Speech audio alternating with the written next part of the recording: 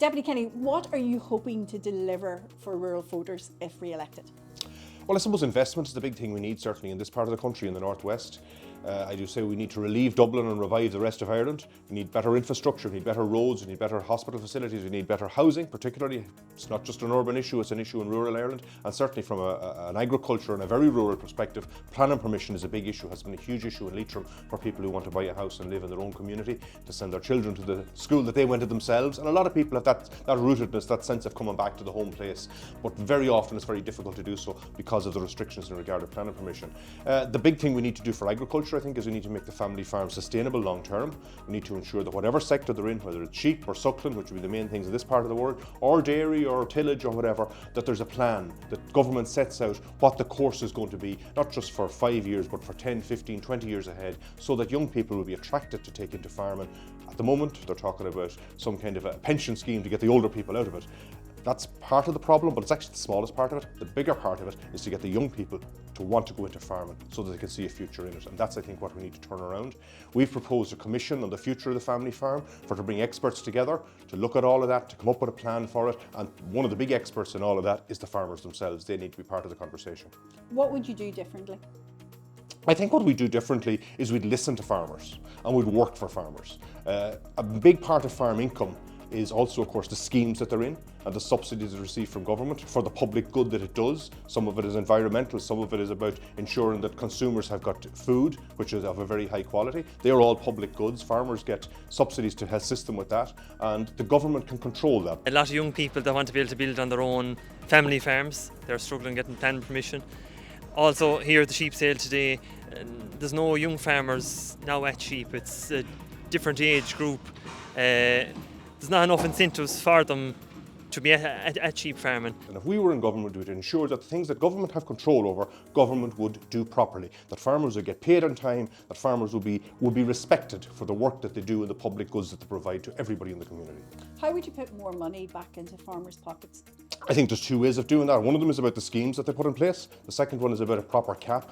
The cap budget needs to be enhanced. We need to see that, over the last number of decades it has been shrinking.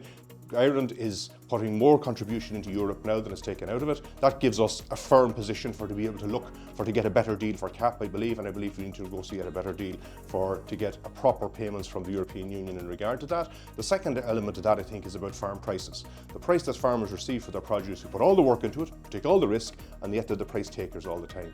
There needs to be a way of ensuring that we can get a forward contracting in price, that farmers can get a decent price for their beef, for their milk, or whatever it is, that they know when they start off where they're going to be in a number of years' time, or in 6 months' time, or whatever the time period is. It's complex, I know. I think the another element of that is about the regulator which is put in place, the regulator needs proper teeth, because unfortunately both the processors and the supermarkets have all the power in this whole system, and we need to change that, and government needs to become a levelling hand. They need to put their hand in there and be a firm regulator to ensure that there's fair play for everybody and that the farmer get a decent price for their produce. And will Sinn Féin fight for the nitrate derogation? The nitrate derogation is very, very important for farmers, particularly in the dairy sector and in some other sectors as well. It's something that we have, of course, a unique model of farming in Ireland because we have all grass-fed animals, free roam, and all of that is very positive. The nitrate directive is important because of that. However, we have to recognise it's also a derogation, and a derogation means it's different to the norm. So the likelihood of it being there in 20 years' time, we need to recognise that. But at the same time, until we can get our water quality up to the standards we need to get it to, until we can get the investment in place, particularly around storage of slurry and all of that, we need to have the nitrate derogation in place, and we need to recognise that farmers contribute hugely to the economy in rural Ireland, but also to the ecology in rural Ireland, that they are a big part of the picture and a big player when it comes to protecting our environment. What I'd like to see is a proper maybe environmental scheme that would deliver real money to farm families that would be beneficial to them, but also to the farms and to biodiversity, because there's nothing there at the moment to attract commercial farmers to engage to make it attractive for them to engage in a biodiversity scheme or an environmental scheme. Acres, unfortunately, hasn't delivered really for farmers. It's a bit of a fiasco, as we all know. There's some serious issues with it there. But I'd like to see a proper environmental scheme for all farmers that would deliver real money into farmers' pockets, but also deliver biodiversity and something that the public could buy into, and that they would see that real developments on farms maybe that would would be in favour to the public as well, But what I'd like it to be like is I'd like it to be prosperous and sustainable. And that means that we have farmers making money, knowing where they stand, knowing that they can borrow and invest, knowing that they can buy a piece of land that comes up beside them if it's available. And that's another problem we've got. A lot of the land that comes up for sale very often is bought by people who don't farm at all, who are coming in from other sectors, buying up the land. Farmers can't compete.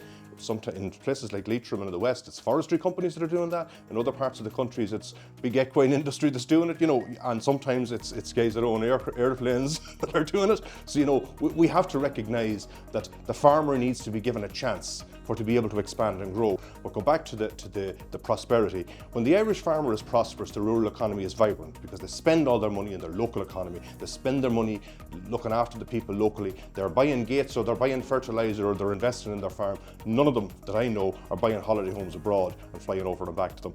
They're investing in the local community, and that's why farming and rural agriculture is so important to the rural economy. Now, everybody that lives in rural Ireland isn't farming. There's a lot of people in other industries as well and have off-farm incomes. A lot of the farms, particularly in this part of the country, are small. It's difficult to make money, particularly if they're suckling or sheep. They need off-farm income, they need other opportunities, and we need to ensure that we bring industry and that we bring opportunities for people to make an off-farm income as well, that's in place. And that I think the rural Ireland can be a place where people can see a future, and that they have got a decent health service, decent education system, good transport services, good broadband. All of those things will assist in ensuring that we can have a vibrant economy in rural Ireland. And I want to be the person that goes over to Europe and argues with the Commission to get a better deal for CAP. I want to be there to protect the derogation. I want to be there to do all of those things, and particularly I want to be there to make farming profitable for everyone, from the tip of Cork right up to the top of Donegal. We need to ensure that everybody is included in the future we have for farming in Ireland. The nitrates must stay at 220.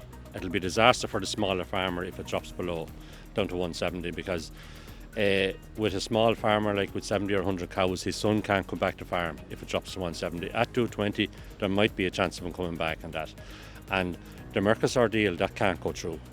That will be a disaster for farming because you have substandard beef and meat coming into the country if it comes, and full of hormones and everything, and we don't want that in Europe, and then we'd be at a disadvantage because we are farming at a very good rate. Everything is green. We're heaps of grass here and everything. We're the best producing little country in the world, I think, for producing food. We export about 90% of what we produce. We feed, I think, about 50 million people, in Ireland, which is amazing, and our grass-fed cattle is the best in the world.